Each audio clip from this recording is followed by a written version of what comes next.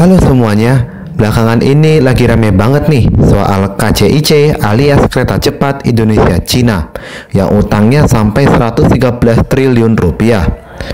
Tapi sebelum itu kita harus tahu dulu bagaimana proyek ini bisa ada. 1. Sejarah Kereta Cepat Indonesia Cina. Pada tahun 2015, Republik Rakyat Tiongkok itu lagi saingan sama Jepang untuk menawarkan kereta kecepatan tinggi ke Indonesia. Kenapa mereka melakukan hal itu?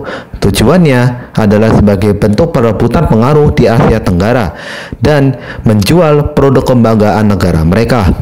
Ya, sebenarnya dari dulu memang ada rencana dari SBY untuk bikin kereta cepat, tapi belum terrealisasi. Saat itu, Jepanglah yang digandeng untuk melakukan studi kelayakan. Studi ini sebenarnya bagian dari rencana besar Jepang untuk menghubungkan Jakarta-Surabaya sepanjang 700 km lebih. Namun, untuk segmen Jakarta-Bandung diprioritaskan karena jaraknya lebih pendek dan potensi ekonominya lebih besar. Yang kita tahu realitanya, zonk. Jepang lewat perusahaan konstruksinya meneliti aspek konstruksi, rute, kondisi tanah, pajak, sampai konsumen.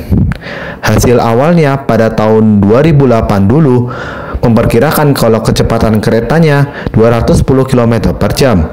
Kemudian naik menjadi 300 km per jam dalam laporan tahun 2015. Biaya investasinya diperkirakan mencapai 58,1 triliun rupiah dengan skema public-private partnership.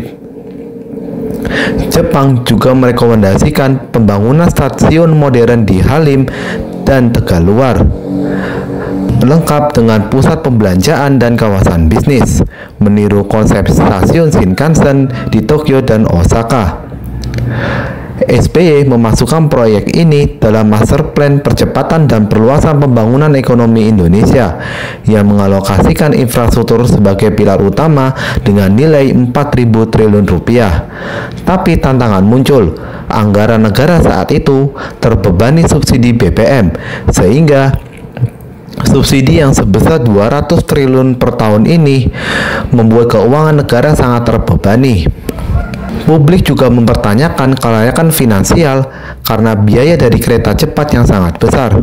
Isu lingkungan juga mencuat, terutama terkait potensi dampak terhadap hutan lindung di Jawa Barat. Di penghujung masa SBY, proyek ini tak kunjung dieksekusi karena kalah prioritas oleh pembangunan MRT Jakarta dan agenda politik menjelang pemilu 2014. Jadi jangan heran kenapa kok SBY tidak disorot dengan sorotan seperti Luhut, Purbaya, dan Jokowi karena memang perannya dia tidak banyak.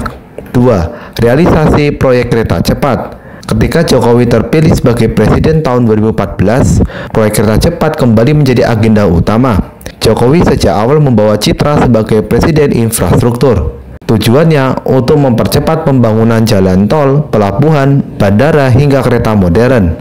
Jepang yang merasa punya keunggulan moral dan teknis karena sudah menggarap 6 tahun studi kelayakan, proposal mereka datang lengkap dengan perhitungan detail dan teknologi Shinkansen yang terbukti andal.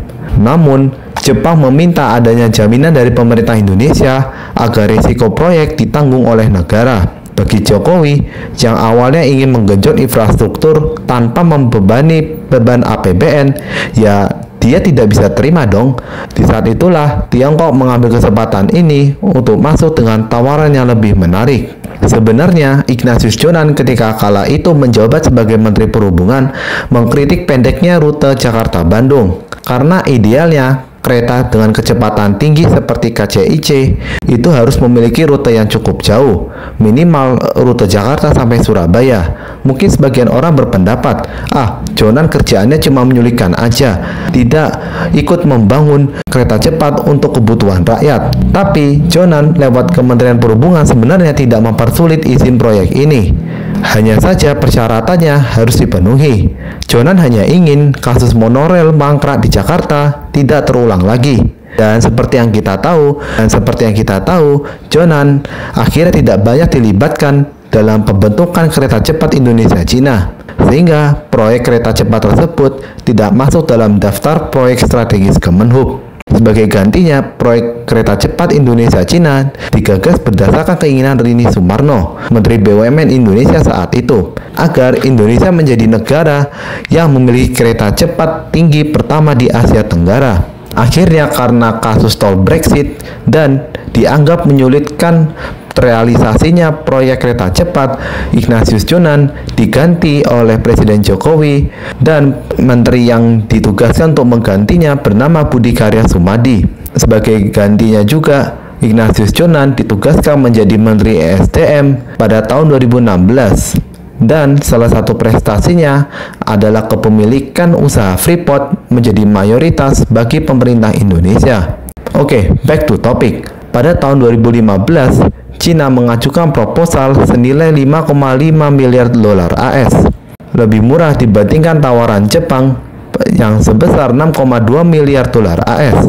Lebih dari itu, Bank Cina, yaitu China Development Bank, siap memberikan pinjaman jangka panjang tanpa memberikan jaminan dari APBN seperti yang diinginkan oleh Indonesia. Mereka juga menjanjikan konstruksi yang cepat, teknologi modern, dan transfer keterampilan kepada putra-putri Indonesia. Meskipun saya sendiri nggak yakin sama klaim itu. Persaingan pun berubah menjadi drama diplomasi. Jepang yang sejak lama memandang Indonesia sebagai mitra strategis sangat kaget melihat keberanian Cina itu.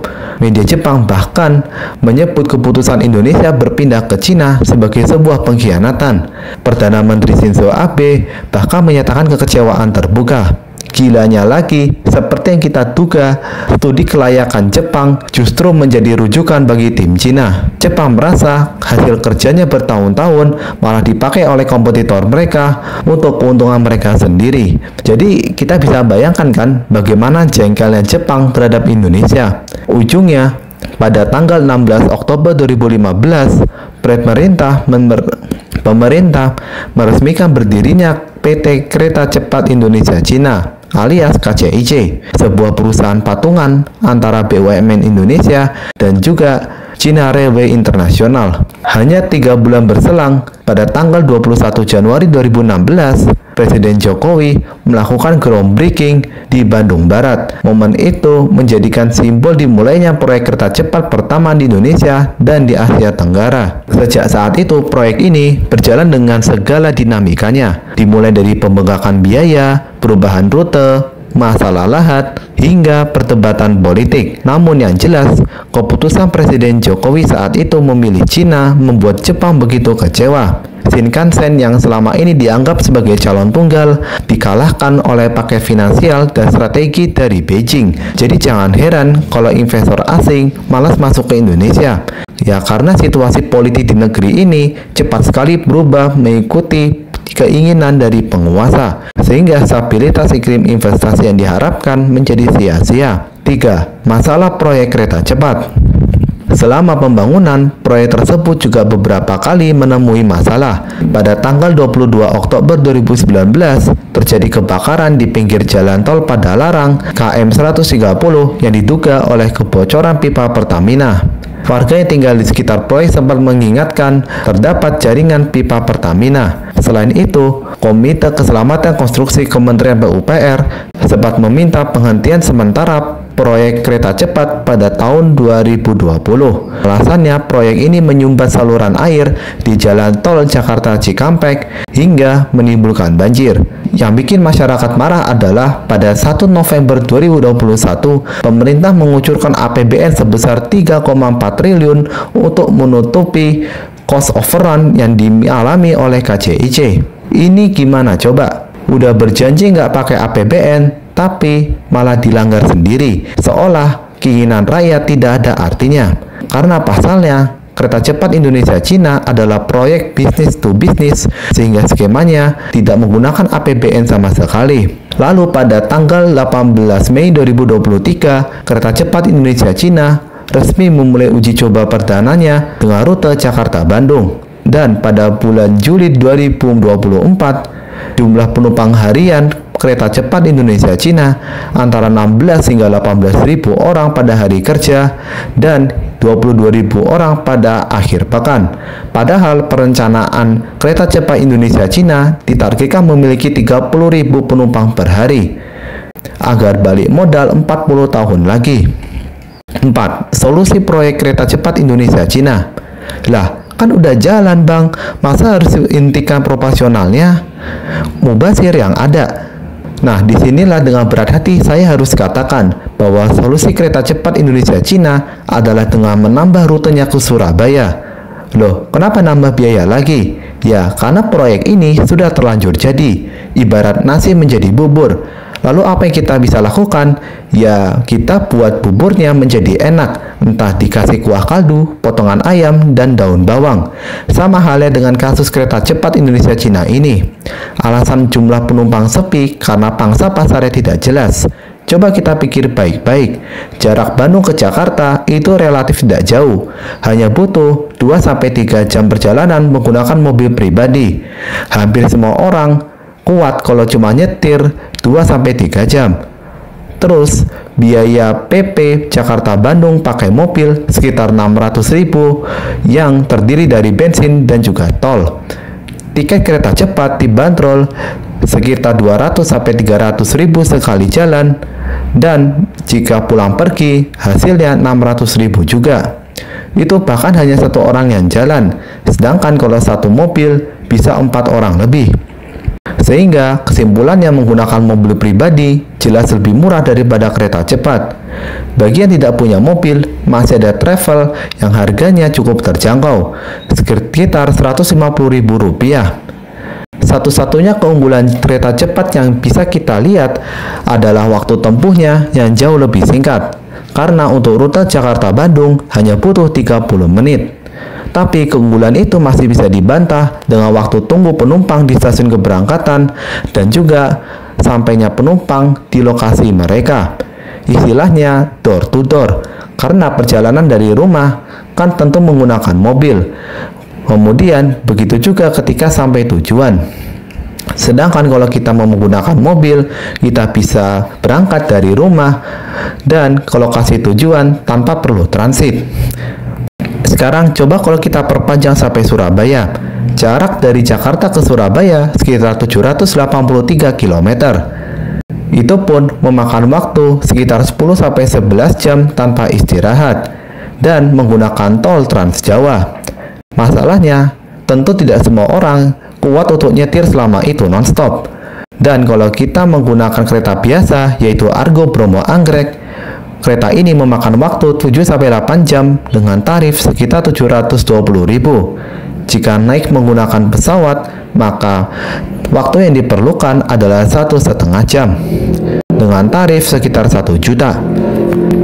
Jadi jika kereta cepat diperpanjang sampai Surabaya, maka waktu yang diperlukan adalah 3,5 jam dan tarif idealnya sekitar 800-900 ribu rupiah. Masalahnya rute Jakarta-Bandung saja tarifnya udah sekitar 250 ribu rupiah. Terus sampai Surabaya menjadi 1 juta. Ya mending naik pesawat dong. Kecuali kereta cepat Jakarta-Surabaya mau menurunkan tarifnya, seperti yang sudah saya jelaskan sebelumnya. Lalu untuk masalah hutangnya, pemerintah Indonesia akhirnya melakukan negosiasi dengan pihak kreditur, yaitu China Development Bank, dan berhasil merestrukturisasi hutang hingga cicilannya hanya sedikit, namun tenornya diperpanjang. Wah, bagus dong kalau diperpanjang. Sebenarnya sulit untuk mengatakan hal itu, karena kita sendiri belum tahu detail dari nominal hutang setelah restrukturisasi. Kalau nominal hutangnya tetap, maka alhamdulillah. Tapi kalau ternyata bertambah dari nilai hutang awalnya, maka sama aja jebakan. Jadi kita tunggu saja pemerintah membuka detail restrukturisasi kepada publik. Sebenarnya saya ingin Danantara langsung bayar aja utangnya pakai dividen BUMN yang sudah dikumpulkan sekitar 90 triliun rupiah. Namun entah bagaimana, pemerintah lebih pilih restrukturisasi. Alasannya karena dividen tersebut digunakan untuk modal investasi. Dan jika semuanya dibayarkan untuk kereta cepat, maka Danantara baru bisa investasi di tahun depan karena modalnya sudah dihabiskan. Minusnya, dengan restrukturisasi hutang ini, rezim pemerintahan selanjutnya akan kebebanan karena tenornya menjadi sangat panjang, yang awalnya 40 tahun menjadi 60 tahun. 5. Dugaan korupsi dan markup kereta cepat Indonesia-Cina. Mahfud MD dalam channel YouTube pribadinya mengatakan bahwa dia mendukung sikap Menteri Keuangan yaitu Pak Purbaya yang menolak utang kereta cepat dibiayai oleh APBN. Ia menyoroti masalah proyek ini yang awalnya disepakati dengan Jepang dengan bunga 0,1%, tapi dialihkan ke Cina dengan bunga 3,4%. Padahal nominal utangnya tidak jauh berbeda. Sayangnya karena kalah dengan janji Cina yang tidak menggunakan APBN, maka pemerintah Indonesia memutuskan untuk menyetujui proposal dari Cina. Nah, disinilah kegilaan yang ada. Mahfud MD berpendapat bahwa terdapat dugaan markup biaya per kilometer kereta cepat bus yang ada di Indonesia mencapai 52 juta US dollar. Padahal di Cina sendiri hitungannya hanya 17-18 juta US dollar. Mahfud MD mendesak agar dugaan markup ini diselesaikan secara hukum pidana lewat UU Tipikor. Ia khawatir jika Indonesia gagal bayar, Cina bisa meminta kompensasi dalam bentuk wilayah. Contohnya saja seperti yang terjadi pada Sri Lanka. Teori saya sih, Natuna yang akan dijadikan incaran oleh Cina karena posisinya yang begitu strategis. Terus siapa pelaku korupsinya? Kita biarkan saja waktu yang menjawab. Jadi itulah cerita lengkap proyek kereta cepat Indonesia-Cina sampai hari ini. Menurut kalian bagaimana solusi terkait kereta cepat ini? Silahkan tulis di kolom komentar ya. Terima kasih sudah menonton dan bye-bye.